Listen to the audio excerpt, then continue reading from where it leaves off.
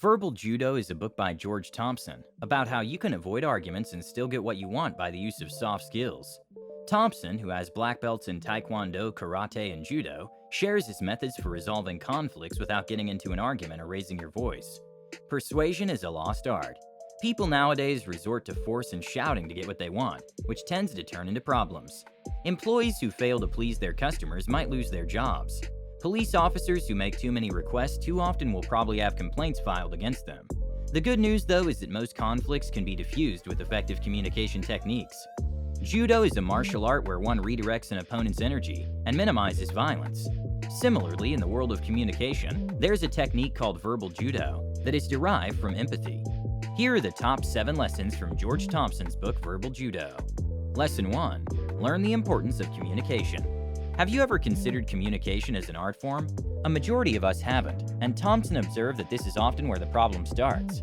Because talking is something almost all of us do all the time, most of us assume that we're already gifted communicators.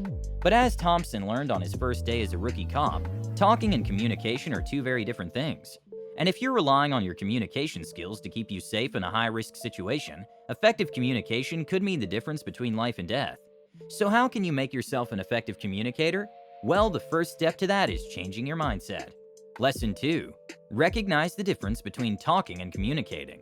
If you've ever taken the brunt of someone's bad mood or snapped at someone in anger, you can already imagine that in each case, a person likely has been using words to communicate something, but weren't practicing good communication skills.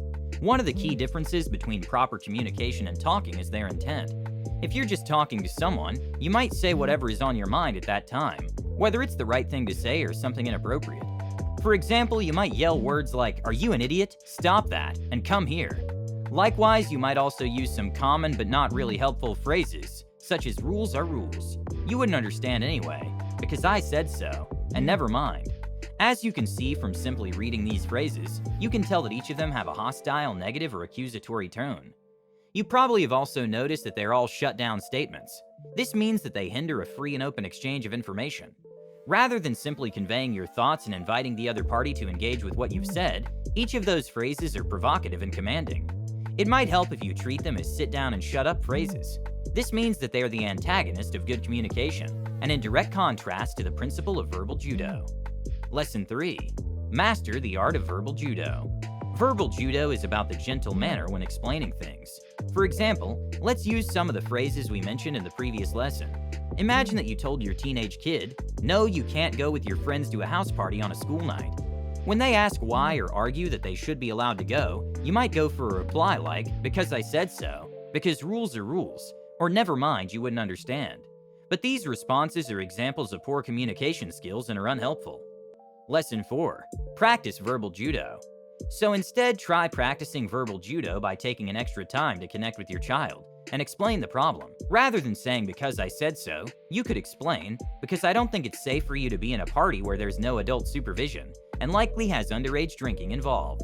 And even if the party is completely safe, I think it's unwise for you to stay out late on a school night because you'd feel tired and grumpy the next day at school. I believe your health and school are very important, and if you don't get enough sleep, it will affect both your grades and your physical and mental health. It might take a little more emotional involvement and time, but it offers a variety of benefits in return." Lesson 5. Avoid making people feel disrespected. When people feel disrespected, resentment and tension builds up. So when you reply with a shut-down statement, you probably don't intend to foster anger and ill will, and probably just trying to end the conversation quickly. But it's highly likely that they'll walk away from the conversation feeling upset and disrespected. Lesson 6. Put yourself in someone else's shoes. A lot of us would like to think that we're kind and empathetic beings, and for the most part we are. However, in tense situations it becomes too easy to become myopic. Our empathy decreases when we lose sight of alternative viewpoints, and increases our hostility.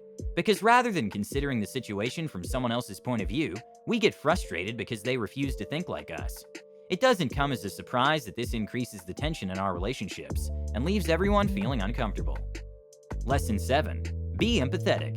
Empathy is the act of putting yourself in someone else's shoes, to imagine how it feels to be in their position, or an attempt to see the situation from someone else's point of view. Basically, empathy is the absence of conflict and selfishness, because when you're trying to be empathetic, you're not worried about whether or not you like them or whether the other person agrees with you. You're simply trying to understand and connect with them.